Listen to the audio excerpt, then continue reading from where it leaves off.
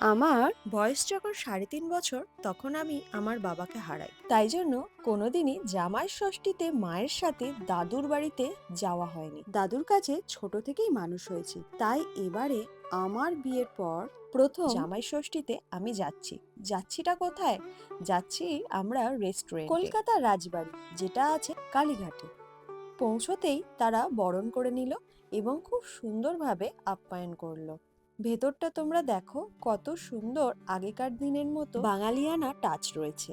ট্রিটটা মাই দিয়েছিল। মাকে বলেছিলাম, অনেক তো বয়স হয়েছে, আর তোমাকে হাত পুড়িয়ে রান্না করতে হবে না, চলো তো আমরা একটা দিন মজা করে বাইরে খেয়ে আসি। সুমিত অর্ডার দিয়ে দিল। একে একে সমস্ত কিছু চলে এলো। প্রথমেই আমাদের স্টার্টার এলো। তারপর জামাই ষষ্ঠী স্পেশাল যে মেনুগুলো অর্ডার দিয়েছিলাম সেগুলো চলে এলো।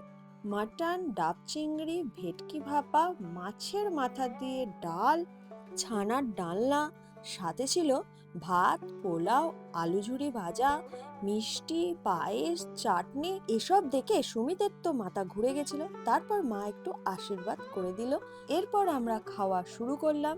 আর খাবারগুলো জাস্ট অসাম ছিল, খুবই টেস্টি ছিল। এরপর আমরা মশালা কোক আর মোহিটো দিয়ে খাওয়া দাওয়ার পর্ব আর এবছরের মতো জামাই ষষ্ঠী পর্ব শেষ করলাম।